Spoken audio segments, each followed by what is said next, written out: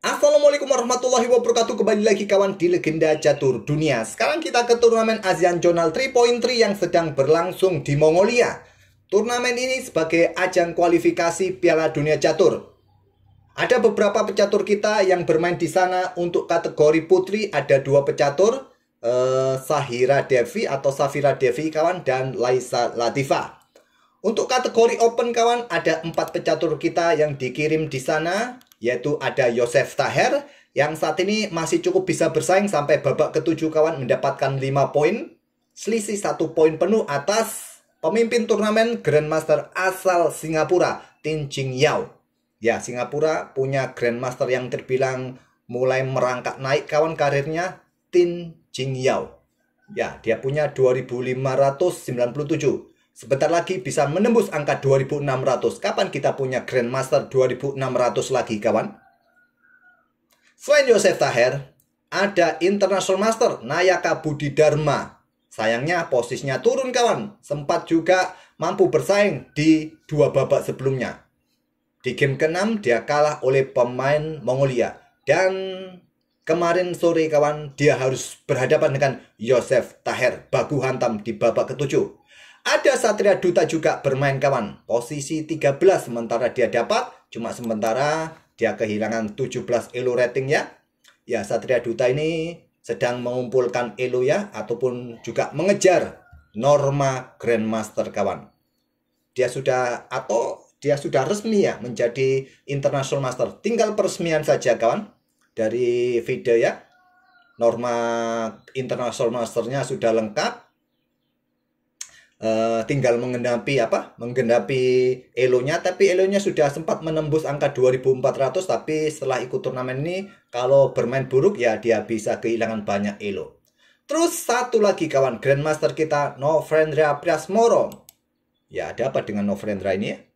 Dia kehilangan 12 elo rating kawan, menempati posisi ke-20, hanya memetik 2 kali kemenangan, 4 kali remis dan 1 kali kalah dari Grandmaster asal Vietnam. Ya, sedikit demi sedikit elo dari Novendra turun terus kawan ya. Turun terus. Kapan kita punya Super JM lagi untuk menggantikan Bapak Utut Adianto? Oke, satu game dari permainannya Nayaka Budi Dharma melawan Yosef Taher kemarin sore atau kemarin siang kawan di babak ke-7. Cukup menarik permainan ini kawan. Dibuka oleh Yosef Taher dengan pion D4, ada pion D5 dan gajah G5. Seperti Trompovsky, tapi pembukaan ini lebih dikenal dengan nama variasi Levetsky Attack. Ya, Trompovsky kuda F6 dulu ya, baru gajah G5. Tapi mungkin ide dari gajah G5 langsung ini kawan, kalau ada kuda F6 ya mungkin akan dicaplok oleh Yosef Taher. Nah, di poin ini manusia lebih suka dengan pion H6 dan pion C6. Tapi engine menyukai pion F6, pion C5. Pion F6 dimainkan oleh Nayaka, gajah F4, dan sekarang pion C5. Kalau pion pukul pion, hitam akan punya pion center yang bagus sekaligus mendapatkan tempo. Tentu ditolak dengan pion E3, kuda C6, dan langkah yang normal, kuda F3, ataupun bermain dengan pion C4 langsung kawan. Memilih dengan pion C3 saja. Bisa dimanfaatkan langsung pion E5, tapi memilih dengan gajah F5 terlebih dahulu. Kalau dengan pion E5 langsung, pion pukul pion, nah kalian bisa ambil balik, tentu ya, center bagus. Kalau kalian cuma mundur ke petak G3, anggap contoh, bisa dilanjut pion pukul pion sini, nah, ambil balik menggunakan pion E, dan bisa dilanjut dengan pion H5 kawan. Oke, dengan gajah F5, gajah D3, chop, chop. Menteri B6 menyerang pion, melanjutkan pengembangan kuda D2, menyerahkan pion, idenya ya benteng B1. Pion E5 sekarang, gajah G3, pion E4, menteri C2, dan ada pion H5. Cukup agresif pergerakan dari Nayaka Budi Dharma, dan langkah normalnya dengan pion H4 mungkin ya. Pion F3 dimainkan oleh Yosef Taher. Pion H4, gajah F2, selanjutnya pion F5. Perkuat pion senternya dan juga berikan tempat pengembangan kuda F6 di langkah berikutnya. Kuda H3 dan langkah yang normal tentu ya kuda F6, bisa rokade panjang, bisa kalian pilih kawan. terutama rokade panjang. Sudah saatnya amankan raja, karena raja ini posisinya melompong ya di peta pusat. Memilih dengan pion C pukul pion D4, pion E ambil balik pion D4, dan gajah D6. Masih kuda F6, rokade langkah terkuat, tapi kembangkan gajah D6 terlebih dahulu. Nah, di sini rokade pilihan Joseph Thayer. Langkah kuatnya seperti ini kawan. Pion pukul pion, ambil balik, kuda caplok kembali. Kalau diambil maka pion D5 discover double attack ya. Tapi memilih dengan rokade Joseph Thayer.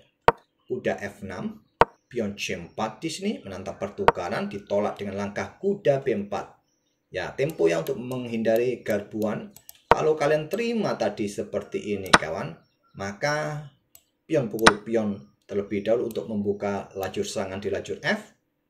Nah, kalau kalian ambil balik di sini, ambil pion yang di sini, posisi raja ini lama-lama di center ya kurang bagus.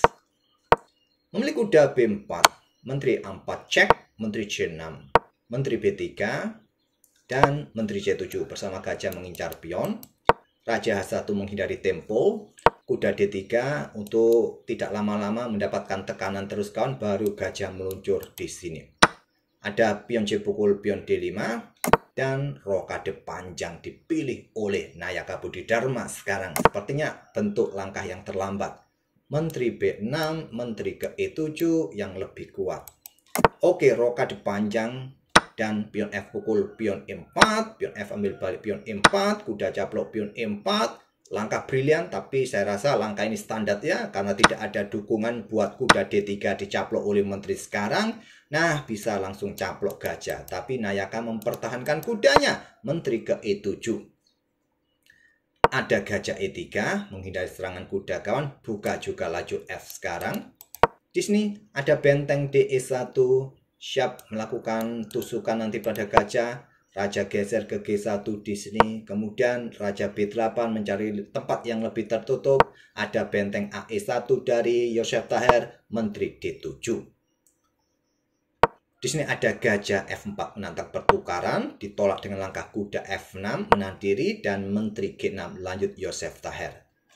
Mulai menusuk, menekan pertahanan hitam kawan. Apa idenya? Ya, menekan benteng di sini. Ya, siap di sini nanti ya.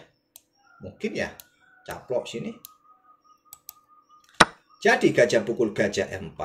Kuda ambil balik. Pion H3. Benteng pukul benteng cek. Benteng ambil balik. Menteri ke G3. Untuk membantu pertahanan dan juga persiapan discover check. Jadi raja geser ke A8. Menteri ambil pion H3. Menteri A4. Coba lihat kawan. Joseph Thayer sekarang unggul 3 pion. Unggul 3 pion kawan. Mencoba mengincar pion yang di sini. Ada kuda E6 dan persiapan juga skak garbuan pada benteng. Menteri mundur, diikuti benteng C1. Posisi Joseph Thayer sangat menguntungkan kawan. Tadi di tahap pembukaan Nayaka dalam posisi yang sebetulnya bagusnya, sayangnya rajanya telat berkembang. Memilih gajah D6 tadi. Ada benteng C8, benteng pukul benteng, menteri ambil balik, selepas itu ada menteri C3. Merasa unggul jumlah pion, apa salahnya menantang pertukaran menteri. Menteri geser ke G8, menteri C7 kawan. Mengencam pion di sini, pion dorong, kuda D8. Skakmat 1 langkah ya. Di poin ini, Nayaka masih sempat melangkah. Caplok pion D5 dan Nayaka menyerah. Ya, silakan kalian ambil pion-pion ini kan. Kalau nggak ingin kena skakmat, ya tetap ya, skakmat sudah nggak bisa dihentikan lagi. Nah, di poin inilah masih bisa untuk mencegah skakmat dengan langkah kuda caplok pion D5 langsung ya. Di sini menteri ambil di sini, kalian nggak bisa ambil di sini, potensi baris belakang kalian dalam masalah. Oke, tak perlu kita otak-atik. Itulah kawan, baku hantam 2 International Master kita di babak ke-7 di turnamen ASEAN Zonal 3.3.